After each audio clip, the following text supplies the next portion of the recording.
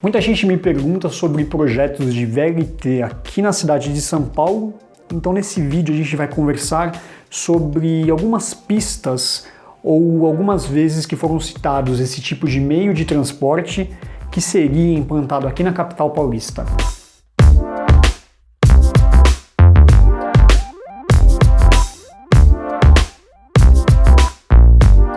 E aí pessoal, tudo bem? Esse aqui é o canal do Via Trolebus, o canal especializado em mobilidade, e a gente sempre lembra que esse canal ele faz parte de um site que é o viatrolebus.com.br. Bom, uma notícia divulgada em dezembro de 2019 pelo jornal O Estado de São Paulo, inclusive que eu vou deixar o link dessa reportagem aí na descrição e que a gente repercutiu no Via Trolebus nessa mesma data, dá conta da construção de um sistema de transporte na região central de São Paulo, que seria feito pela Prefeitura de São Paulo, né? Na verdade seria um projeto da Prefeitura. De acordo com essa reportagem do Estadão, a capital poderia ganhar um sistema de VLT, Veículo Leve Sob Trilhos, ou um sistema de BRT, Bus Rapid Transit. Fazendo aqui uma breve explicação sobre o VLT ele é um sistema de transporte sob trilhos de média capacidade que, a grosso modo falando, ele seria uma evolução do bonde, obviamente com muito mais outras características. O VLT ele é usado hoje na Baixada Santista, na linha que liga Santos até São Vicente, e também no Rio de Janeiro, além de outras capitais e cidades brasileiras, em sistemas de VLTs operados pela CBTU, a Companhia Brasileira de Trens Urbanos, como por exemplo Natal e João Pessoa. Esse é o sistema de VLT amplamente usado em países da Europa e da Ásia. Já o BRT é um sistema de corredor de ônibus, uma via exclusiva para o ônibus. E há até uma certa discussão, porque muita gente chama de BRT apenas aqueles sistemas de ônibus que possuem total segregação dos outros veículos, pontos de ultrapassagem, e a passagem ela é paga, ela é feita, né, a cobrança, na estação e não no veículo.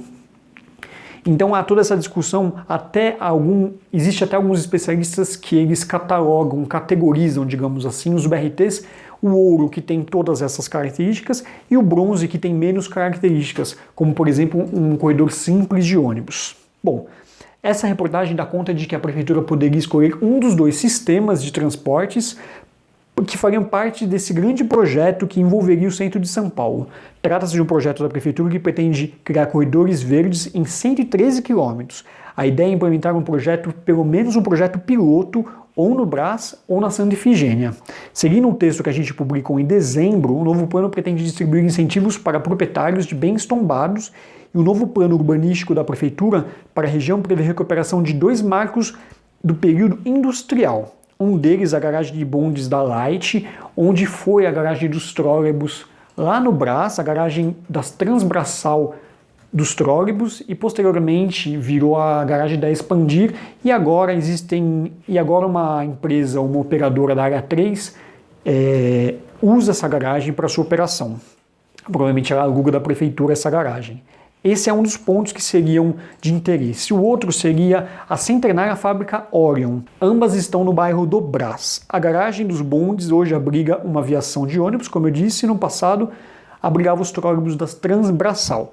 A ideia é interligar vias arborizadas com praças e parques de distritos como Sé, República, Brás e Bom Retiro. Segundo a prefeitura, o custo estimado seria de 72 milhões, incluindo alargamento de calçadas, rebaixamento de guias e sinalização.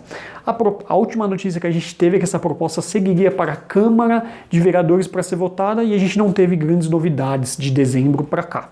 E uma outra notícia um pouco mais antiga que abordava o tema VLT em São Paulo é uma notícia de 2017 que foi publicada no portal de notícias UOL, que a gente também repercutiu aqui no Via Trolebus. Seria um projeto da Prefeitura de São Paulo para a implantação de um VLP, Veículo Leve Sob Pneus, que ele é bem parecido com o VLT, é um sistema ferroviário, digamos assim, é um sistema sob trilhos de média capacidade. A diferença entre VLT e VLP é que o VLT possui rodas de aço, também bem a grosso modo falando, tá pessoal?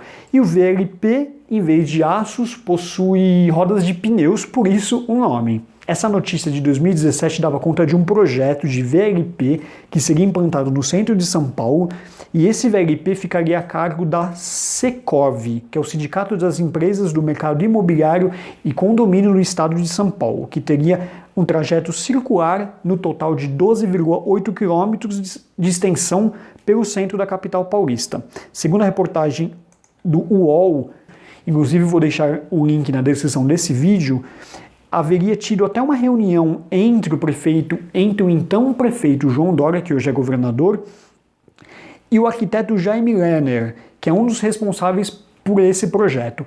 O Jaime Lerner, para quem não sabe, ele foi 3 vezes prefeito da cidade de Curitiba, no Paraná, e também foi governador do estado. Jaime Lerner é um dos grandes responsáveis pela implantação do BRT lá de Curitiba, sistema consagrado de corredor de ônibus e que foi exportado, aí a sua fórmula foi exportada para o Brasil e para o mundo. Bom, a linha teria 2 sentidos. No sentido horário, um deles teria 5,8 km de extensão e 18 paradas. Já a linha 2, no sentido anti-horário, teria 7 km e 20 paradas. E o VLP passaria pelas principais localidades do centro, como a Praça da República, Lago do Aroucho, Paissandu, Pinacoteca, Sala São Paulo e o Teatro Municipal. E o principal calcanhar de Aquiles desses projetos é o custo. Uma reportagem, um artigo também divulgado no Estadão com o título "O Centro de São Paulo merece um VLT como o Rio ou de Santos", artigo assinado por Mauro Cagliari. Ele dá conta de que ele conversou com o secretário de Desenvolvimento Urbano de São Paulo, o Fernando Chucri, e Fernando teria dito que valoriza o VLT como ideia, mas que o custo pode inviabilizar o projeto. A gente sabe que tem algumas questões bem polêmicas referentes ao VLT. Por exemplo, o VLT do Rio ele é deficitário. Significa que o que se arrecada na bilheteria com valor arrecadado nas passagens, nas tarifas, não cobre o custo do sistema. A gente sabe aí que desde a gestão do prefeito Gilberto Kassab já há projetos de corredores de ônibus. Esses projetos foram reciclados depois na gestão do Fernando Haddad, que prometeu alguns BRTs, só que de lá para cá, até então, pouca coisa foi feita. O maior exemplo é o BRT da Radial, que é um projeto super prioritário em que há uma necessidade grande da existência desse BRT, mas que a prefeitura não consegue implantar por conta de custos.